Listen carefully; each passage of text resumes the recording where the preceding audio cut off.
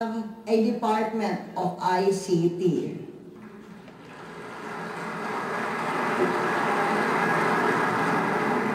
In the last 4 years, tourism almost doubled. It is now a $5 billion industry.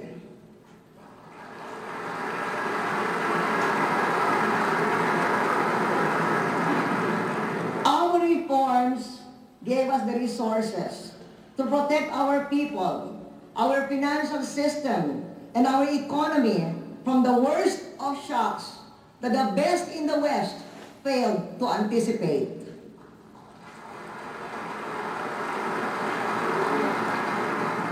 They gave us the resources to extend welfare support and enhance spending power. For helping me raise government salaries through Joint Resolution Number 4, thank you, Congress.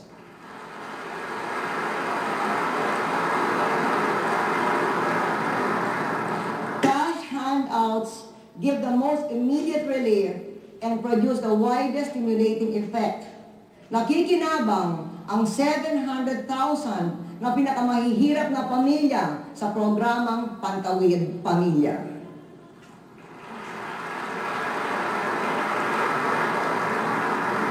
We prioritize projects with the same stimulus effects plus long-term contributions to progress. Sa pagpapamahagi ng milyong-milyong ektaryang lupa, 700,000 na katutubo at mahigit 1 milyong benepisyaryo ng CARP ay taas noong may-ari na ng sariling lupa.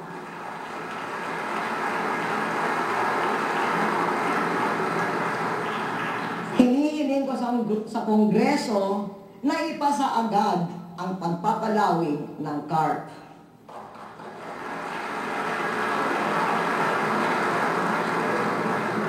At dapat makondone ang 42 billion pesos na land reform liabilities dahil 18% lamang ang nabayaran mula 1972.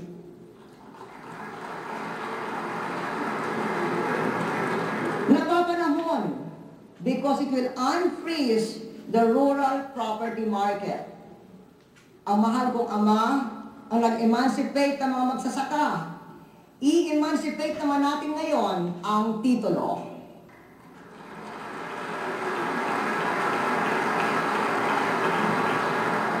Nakinabang ang 7 milyong entrepreneur sa 165 billion pesos in microfinance loans.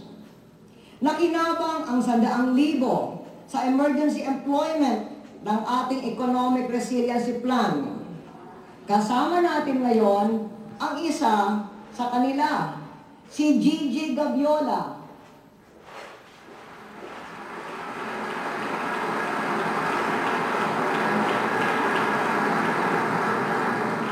Dating household service worker sa Dubai, ngayon siya ay nagtatrabaho sa Dole.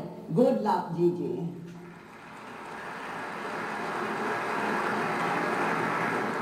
Nakinabang ang 1 milyong pamilya sa programang pabahay at palupa mula Pag-ibig, NHA, Community Mortgage Programs, Certificates of Lot Award, at saka yung inyong Loan Condonation and Restructuring Act. Salamat.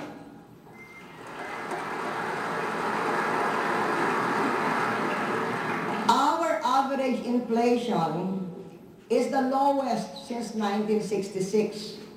Last June, it dropped to 1.5%.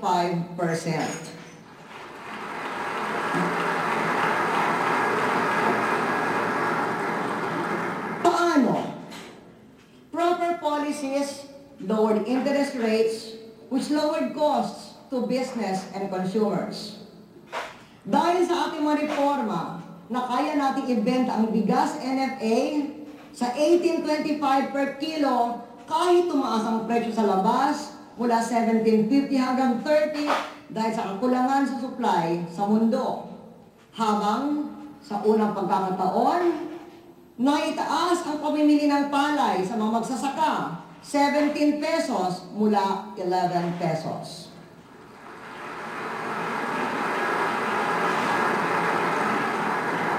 Dahil sa ating mga reforma, na kaya nating mamuhunan sa pagkain, anticipating an unexpected global food crisis. Nakagawa tayo ng libu-libong kilometro ng farm-to-market roads at kasama ng pribadong sektor na tubigan ang 2 milyong hektarya.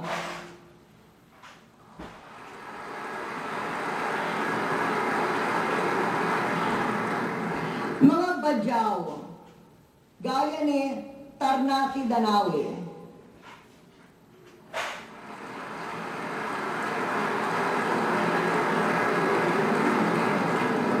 ay tinuruan ng modernong mariculture.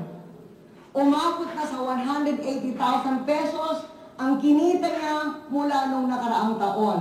Congratulations, Tarnaki.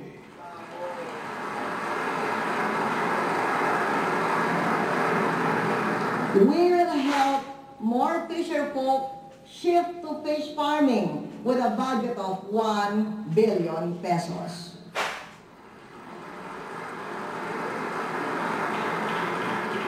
Dahil dumarami na naman daw ang pamilyang nagugutom, mamumuhunan tayo ng panibago sa ating hunger mitigation program na sa nakaraan ay napatunayang mabisa. Tulungan niyo ako dito, Kongreso.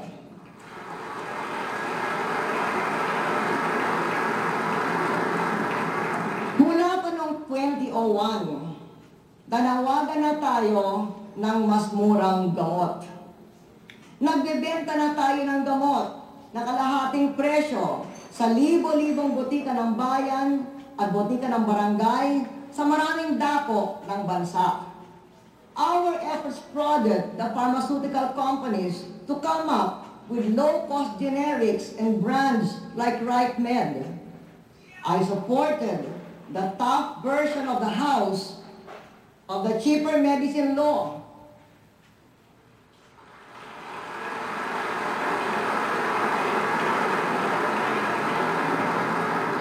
I supported it over the weak version of my critics.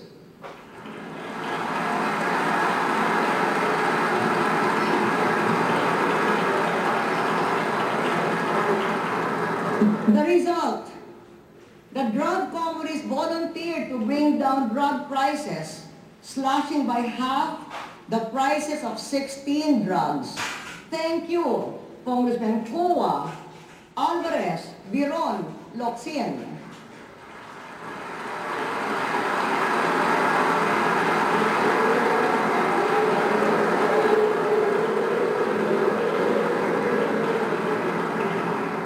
Pursuant to law, we are placing other drugs under a maximum retail price. To those who want to be president, this advice: if you really want something done, just do it. Do it hard. Do it well. Don't pussyfoot. Don't pander. And don't say bad words in public.